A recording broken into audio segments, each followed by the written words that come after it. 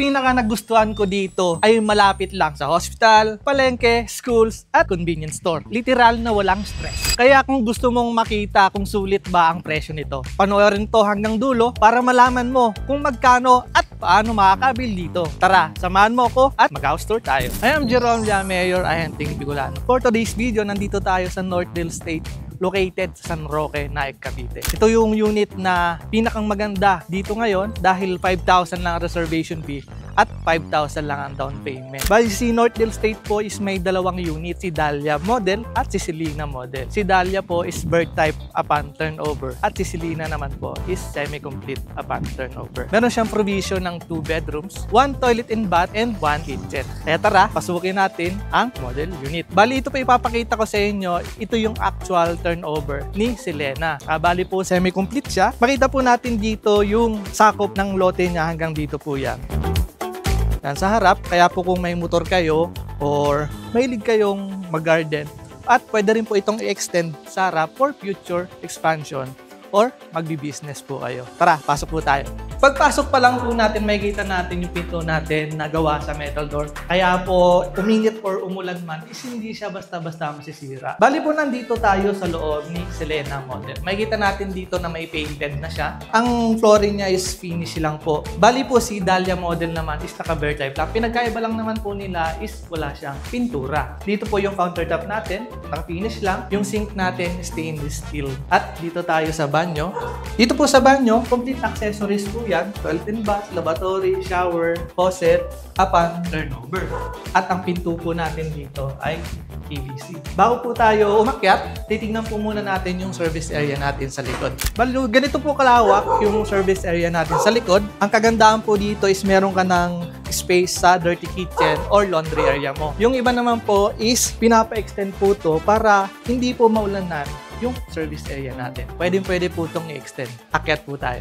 Habang paakyat po tayo, makikita natin itong hagdan natin. Nagawa siya sa concrete cement with metal case. Kaya sure po tayong matibay ang hagdan natin. Gaya po ng nasabi ko, si Northdale Estate po is provision for 2 bedrooms. Depende na po sa inyo kung paano nyo hahatiin yung 2 kwarto dito. Ang kagandahan po sa unit na to is meron kang free will kung anong design yung gagamitin mo.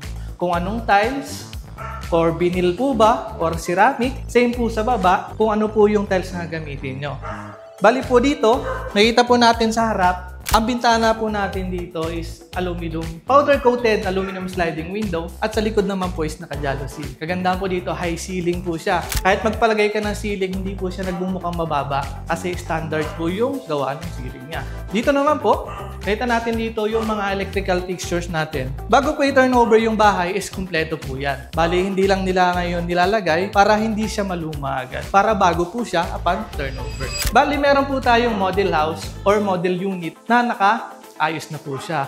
It means renovated na po siya. Mabibigyan po tayo ng idea kung gaano kaganda or kalawak yung bahay na gawa na. Tara, samahan niyo ko. Nandito tayo ngayon sa model unit kung saan meron ng mga gamit yung loob ng bahay at nakaayos na. Makita natin dito sa harap, nakasimento na po siya kung gaano siya kalawak. Dito pala is nakalocate yung septic tank natin para in case man na mapuno, accessible po siya at madaling masolusyonan yung problema. Meron na rin po silang buwong dito, in-extend po nila. Ito pong ginamit nila dito sa bubong is yung transparent lang. Pero depende po sa inyo yan kung ano yung gagamitin nyo pagpa-extend ng bahay. Tara, pasok tayo.